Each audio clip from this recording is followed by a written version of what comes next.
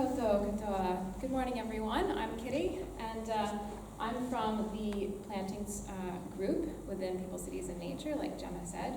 So I'm going to be talking a little bit more about the green side of our research and how to reconstruct forests in cities. So as Bruce spoke about earlier, a lot of our native forest across Aotearoa is greatly reduced, and that includes in urban spaces. So this means, as a consequence, that our ecosystem services are greatly reduced as well. And that's a bit of a problem because these are all the benefits that we get from natural ecosystems. Things like clean drinking water, decomposition of our waste, pollination of our crops. And in fact, more and more research is showing that these ecosystem services come most efficiently from our native ecosystems. So there is actually a great value, if you want to think about it from an economic angle, there's a great value to having our native ecosystems intact and having lots of them. But more than that, our well-being is connected to nature, like we've already heard about a couple of times today. And I think probably we've all had this moment, right? Where you've been in nature and you've just felt like that's where you belong, and that's where you're feeling alive, and that's what you want more of. And I want more of it too, and I think it's important that we all get to have a bit of that, even people who never get to leave the city for one reason or another. So with restoration ecology, it is a practice and it's also a scientific study. So I'm very interested in learning about how to repair our disturbed ecosystems so that we can rebuild where we have degraded some of these ecosystems and answer this quest to have these green spaces for everyone to enjoy and connect with. So along with many other people, my colleagues in this program and people around the world, we're asking this question: what if we actually look at our urban parks as a great opportunity to offer more space for biodiversity, our native biodiversity that's so unique and precious in this country. Also green space for us to lie on tree trunks and relax, or connect with our whānau, or to go for a run. And to have some provision of those lovely ecosystem services that I mentioned before. Finally, also, I really love the idea of connecting people with nature in urban spaces, because if they don't ever get to connect with nature out in a dock estate far away or somewhere on a far-flung island, they still get to know it and love it and advocate for the nature out there on that island. And so they become part of this greater family who all cares together for nature. So there's a lot of work going on in this urban space around the world. Here is a little snapshot from the U.S. Department of Agriculture. So 2 years ago, they put together this booklet on urban nature for human health and well-being. London has this fantastic book about the street trees and the urban forest there. Johannesburg has started an urban forest alliance. And even Australia, prior to bushfires, but now more than ever, they have been looking at ways to enhance health and well-being, create cooler cities, increase value of property through incorporating urban forests and urban bush into their landscapes. So, this is the question I ask every city where we go: is Nelson benefiting from urban forests as much as it could? Or perhaps can we do some restoration here? And I'm sure I have seen that's already going on, and I've studied some of the areas where it's happening, and it's wonderful. So if we are to undertake forest restoration from scratch, especially, there's a couple of keys that I would suggest. First of all, it's quite important to think about it as restoration and not revegetation. So it's recreation and assistance to create an ecosystem again, including all the fundamental parts of it, so that it's actually a functioning ecosystem. So we don't want it to just be some green plants that we plunk in the ground and then we walk away, but we want to actually be stewards of it and care for it and help it grow again. In cities, there's a lot of us, of course, and so there's a lot of people who are interested and have differing opinions, perhaps, on how to go about doing this kind of work. And that can actually be really powerful, but it means we need to be a little bit more patient and definitely maintain respect, I think, when we tackle restoring these green spaces. And then finally, if at all we can be of assistance, us scientists and ecologists would love to help give some scientific underpinning to assist the process so that all the effort that everybody puts into doing restoration can endure for the long term. So a little bit about what exactly myself and my part of the program have been up to. This is our plantings team. So you've heard from Bruce already. There's Bruce there, and then we have Stephen in the back row, who's going to be speaking a little bit later. He's a jack of all trades, so he's in the plantings team, but he's going to also talk to you about predator work and research.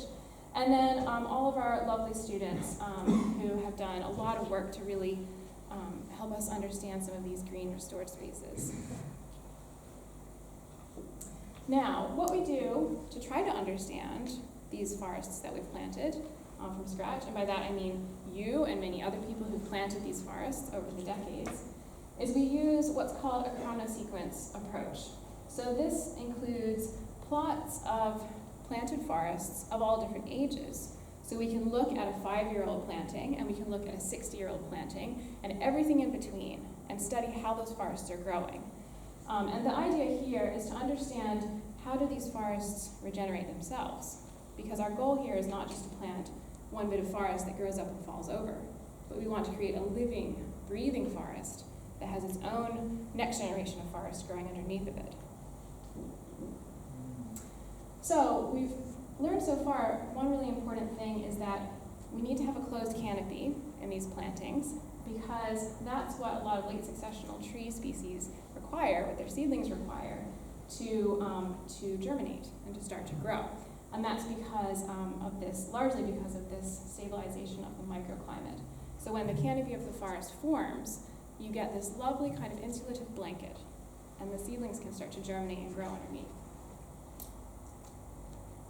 So, to summarize it, you may start with kind of an open canopy, like you see here in the beginning, when you first planted in the first decade or so.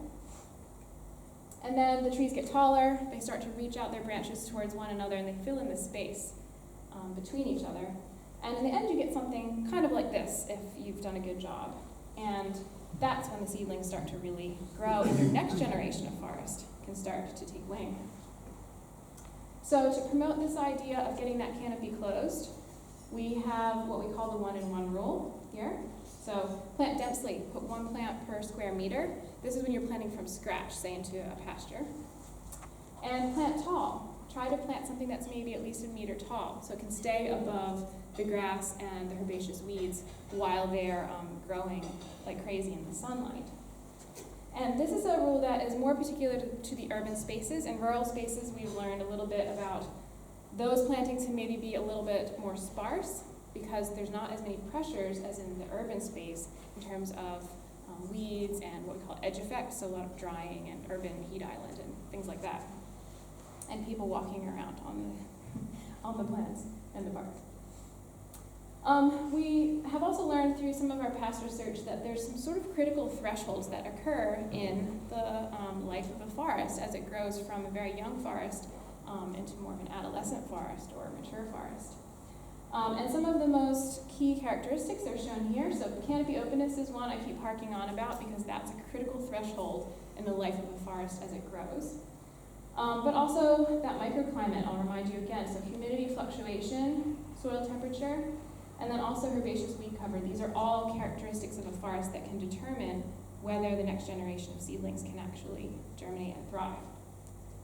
And so in each of these plots here, you can see on the x-axis the age of the forest. Each of these dots is a different aged forest, from young to old. And you can see that over time, as far as canopy openness goes, there's a big drop. And that's followed by the fluctuations in humidity, so humidity becomes more stable all around the clock. And so does temperature fluctuation of the soil, which is really important for the little baby roots of the seedlings. And herbaceous weed cover also drops dramatically when canopy openness drops because the sunlight's gone. And so we see this threshold of about 20 years from when you first plant a forest to when there's this big change in these characteristics, that suddenly there's a trigger and the seedlings of the next generation can start to grow. So also, a great message about that is it's predictable, and we can manage our forests to get across this pivotal threshold into the next phase of their life where they're a little bit more mature, It's kind of like, I think of it like a person. It takes about 20 years for us to kind of find our feet and be independent, right? And so forests are kind of similar. We need to take care of them a lot in the first decade or two. For People, Cities, and Nature research, we have been studying these restored forests, these planted forests across almost all the country in 9 different cities. And in each of those cities, we have about 9 plots. So that's about 80 different forests that we've been studying. All of them are in native forest patches that are planted from scratch. So Bruce talked about this planting from scratch. Sometimes it's also known as reconstruction because you're starting with almost nothing at all, and you have to think about all the elements of the forest to put back. Here's where our sites are in Nelson. So you may live near one of these or walk in one of these regularly. We have Whakatū Drive all the way down here, most south, and then Titoki Reserve up in the north. All of these are permanent plots, so that means we've set them up in such a way that they can be rediscovered and remeasured in the future. So because of this, we've put them intentionally on public or covenanted land, so that we'll hopefully always have access to go back. And the ones in Nelson range from about 6 years since they were planted to about 29 years old. So we get some data from those ones before and after that threshold. And I want to just give a shout out to Lee and some of the other locals who helped us find these plots in the first place, because we never know how old a forest is when it was planted by just looking at it. It's very difficult to determine. So we need to access records, and local people are really valuable for that, and so we really appreciate it. In each of these plots, we measure that canopy openness, because again, it's an index of the light that's getting to the forest floor and the microclimate under the forest canopy. We measure the microclimate itself with little data loggers that look like this.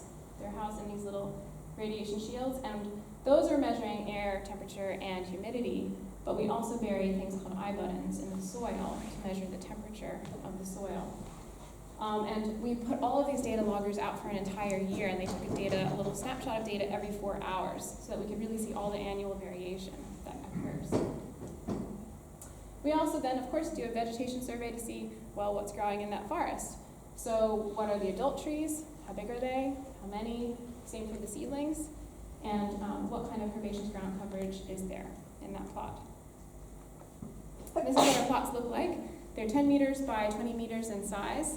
And we have this standardized method for measuring the vegetation and places for putting our data loggers in the middle of the plots, and also a secondary one there. Because you never know, with urban research, we found sometimes people really get interested in these things they find stuck to trees, and they take them off and take them away, unfortunately. So we try to always have a second hidden data logger somewhere. So currently, all of our plots are set up, and we've gotten our year of microclimate data. We've tagged all these trees so we can go back and look at them. And this autumn, we're going to be weaving together all of our information from the whole country to see what's going on. So at the moment, I'll just give you a tiny little snapshot of the preliminary data analysis for Nelson. So here I've got tree basal area, so that's basically how big the trees are, all of them added together in a plot. And I'm showing that on the y-axis here, and again, there's age of the forest on the x-axis. And these are all the Nelson plots here. And we see there's generally an increase. The youngest plot has really low basal area, because of course these are really small trees. And some of the older plots are getting quite high basal area. So the trees are getting bigger over time, which is not rocket science, but stick with me. We see the pattern that we kind of would expect to see, which is great. The canopy openness is declining as the trees get older and bigger. And in tandem with that, the herbaceous ground cover is also declining. So these young sites like Piper Reserve has heaps of grass and herbaceous cover, but if you go to, say, Bob's Track, there's hardly any at all. And then, of course, ultimately, what we're interested in is the regeneration of tree seedlings, and we see generally an increase over time, and we have this really interesting outlier here at Whitehead Park, and that's likely because it's a little bit more on the periphery of the city. It's up the hill, kind of behind Aotearoa, and there's a bigger patch of native trees, and there's more connectivity, and probably less activity. So the seedlings there are doing a lot better. There's a lot of them. This is what you get if you compared with an urban forest remnant, so a bit of forest that wasn't removed from the urban center. For basal area, we're getting there. Some of the plots are getting close to what you might find in an urban forest remnant. Canopy openness, again, we're approaching kind of what we could think of as the target maybe for our restored forests. And herbaceous ground cover, the same. Seedling regeneration is actually going really well, so I think that's something you can probably be really proud of here in Nelson, that there's generally a lot of seedlings. If we compare this with Christchurch, Tauranga, Napier, and Invercargill, we can step back and see the bigger picture. So we're looking for patterns, right? So we can kind of understand forests everywhere and how they grow. And we can see there is this really nice, this is a linear regression model here. You can see this nice sweeping pattern of pretty much, this is a predictable pattern that over these first couple of decades, this is the rate at which these forests are growing and how big the trees are getting. Same for canopy openness, there's this predictable drop. And herbaceous ground cover the same.